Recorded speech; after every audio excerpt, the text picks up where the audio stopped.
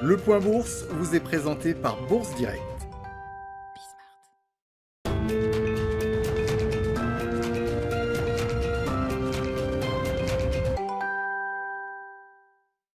Tendance hésitante à la mi-journée à la Bourse de Paris. Le CAC 40 oscille depuis ce matin de part et d'autre de son niveau de clôture d'hier soir.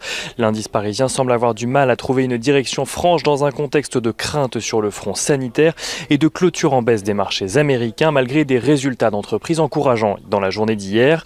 Sur le front sanitaire, tout d'abord, les nouvelles en matière de course aux vaccins ou aux traitements ne sont pas bonnes.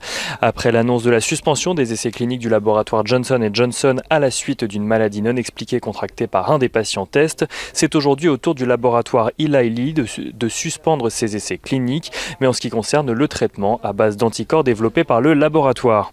Une décision prise pour des raisons de sécurité qui rappelle malheureusement aux investisseurs que l'issue de la crise sanitaire actuelle n'est pas aussi proche que prévu.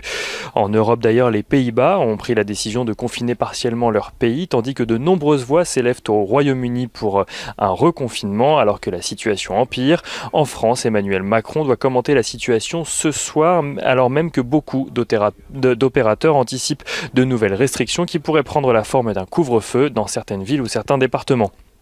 Selon l'université Johns Hopkins, le nombre de nouveaux cas dans le monde a d'ailleurs dépassé les 38 millions.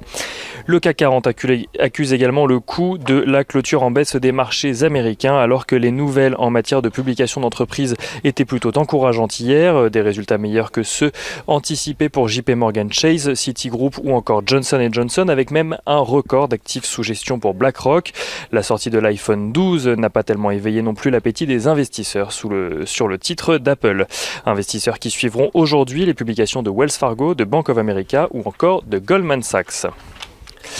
Seule ombre au tableau en matière de publication d'entreprises aux États-Unis, Delta Airlines fait état d'un recul de son chiffre d'affaires de 79% au troisième trimestre par rapport à 2019. L'entreprise s'attend d'ailleurs à devoir encore ponctionner dans sa trésorerie jusqu'au printemps prochain, alors même qu'elle a dû sortir jusqu'à 18 millions de dollars par jour en septembre.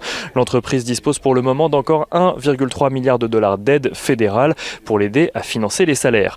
Et justement sur le volet des aides budgétaires pouvant venir du gouvernement américain, Nancy Pelosi, la présidente démocrate de la Chambre des représentants, a rejeté récemment une proposition de la Maison-Blanche qui concernait une aide de 1800 milliards de dollars. Celle-ci a ensuite déclaré sur CNN être ouverte à continuer les négociations, mais ne pas vouloir donner aux Américains un faux accord, simplement pour que Donald Trump puisse mettre son nom sur un chèque.